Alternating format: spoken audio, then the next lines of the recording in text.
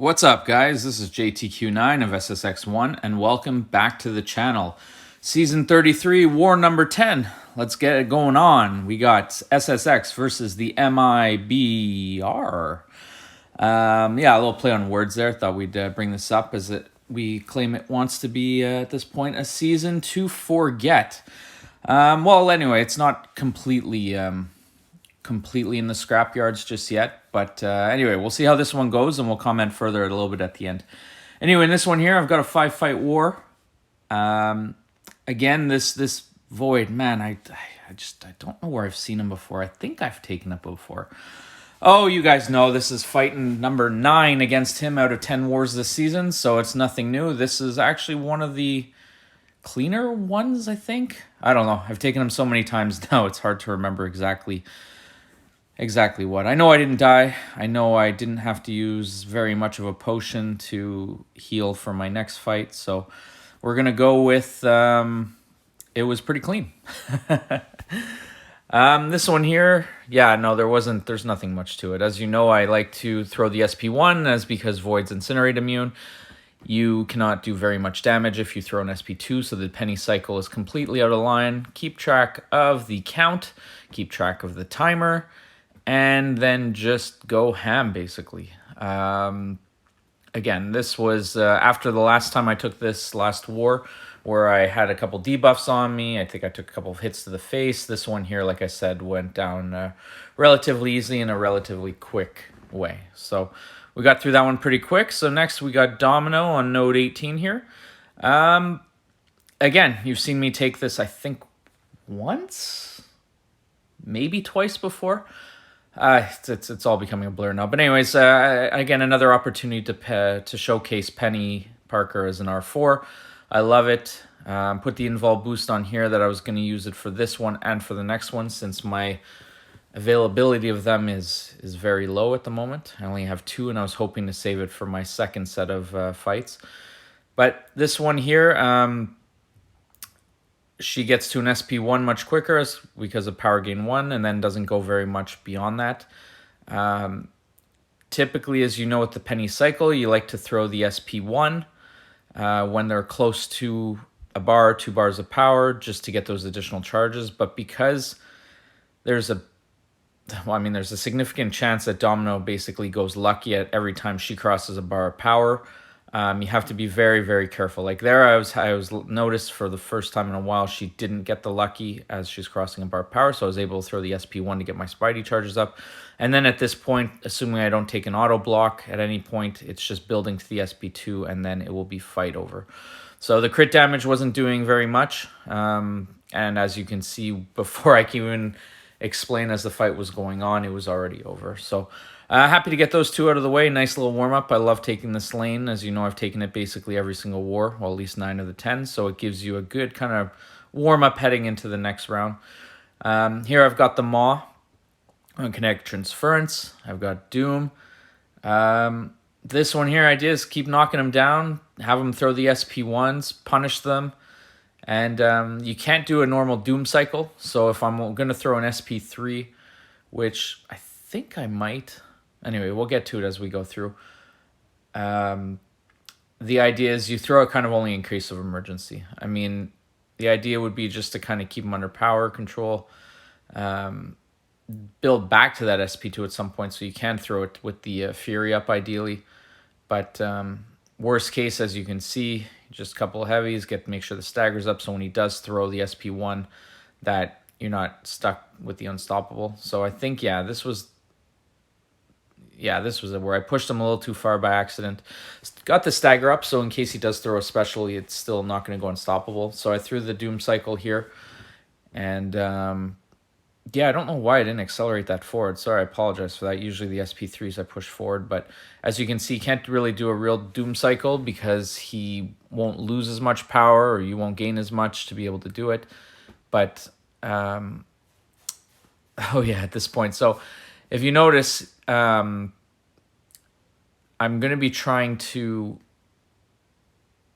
basically get him down here, and then not even realizing as approaching the falter, I put a couple degens on me because I hit while I was faltered. So anyway, fortunately, I didn't have much health left, and it didn't cost me very much, other than, you know, a level 5 health potion and then some, which is always good for my loyalty count towards the end. But anyway, today's not the loyalty spreadsheet. We won't go through that today. We went through it in the last video. So if you happen to miss that in the last video, feel free to have a look. You can see where my expenditure has been. If not, it'll probably be likely after. No, it won't be on the next one. It'll be definitely at the end of the season, at the end of the week. So anyway, on this one here, I could have taken him with the scroll with the boss up. I elected not to. Just because, you know what, you are in war, you are in tier 1, you want to make sure that you're giving yourself the best opportunity to win. Well, and you know, taking a boulder to the face, I mean, I'm surprised that just didn't knock him out and stun him forever, because imagine that, like you have a 1-ton boulder coming at your head, like I think that would do some damage. But anyway, so had I taken with the note up, there's a chance that the unstoppable, that the armor that procs comes up, he'd go unstoppable constantly, even though my strategy would have been at the time just to parry heavy till the SP3 and then repeat. Parry heavy, SP3, repeat, because he is Incinerate immune. But I figured that was just a really, really boring fight to watch.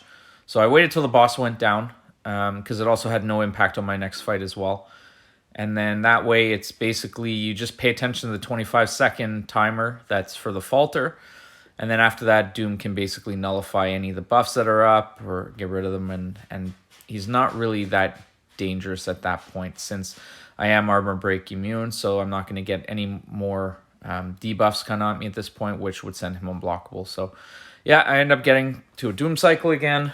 And then this one I did fast forward, so I was paying attention to my own editing. That's good that I was still semi-awake for this. But anyway, and then he was down. So that's the scroll fight, and then now we're heading to the Wolverine Weapon X. I have taken him a lot over the last 2.5 seasons. I love fighting him with Peni. I've got the notion down. I know when he's unblockable. I know exactly when he's going to charge in, because he kind of dips his head just a little bit before, so it's easy to predict an intercept. And I did put a Petrify or Suppression on. I forget which one it was, but and I noticed that by doing that, I got 10 hits in, and he's not gaining more kind of charges at that point. So I pushed him a little too far, so I couldn't get my SP1 off. Anyway, I'm just going to wait till the unstoppable block drops. And as you can see, I intercepted, did the SP2 before the SP1, so it didn't do as much damage. And then now just punishing his specials, throwing the SP1 so it crosses, so I can still get some additional Spidey charges. But then at this point, I think I'm going to be doing enough damage that... I waited till his Berserk ran off.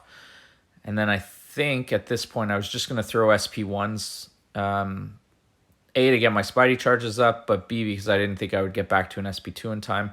And as you can see, the fight is over with a full bar of health, which is always fantastic, always a confidence booster after a couple of the wars that I have had this season. And yeah, as you can see, our war is done. Our battle group ended up doing decent this time.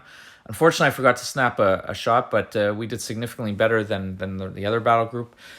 But when I say it's one of those seasons that we'd like to forget as soon as possible, I mean, 11 deaths, unacceptable at this level. We've been way better in this. One of our guys in one of the battle groups left an open lane, forgot to cover it as backup at the node, so we ended up not getting the full attack bonus on top of that. So even if we tied, they were way better on time and everything like that, and we just are really, really just hurting ourselves this season. I mean, I had a couple like suspect deaths, but it just seems that every war or every couple wars, there's multiple deaths that either, weren't planned, or sorry, not that any death is planned, but that it was just poor execution, or some disconnects, or forgetting to put decks on, or forgetting that there's a bleed node, and anyway, just shooting ourselves in the foot. But anyway, the good news is I think we still have a chance at Masters if we win the last two. So these last two wars are going to be massive. I'm pretty pumped. Like I said, confidence is riding pretty high. Our battle group's performed a lot better in this war as well. And yeah, we're going to get at it. So thanks, guys, for tuning in. And we will catch you on the next one. Take care.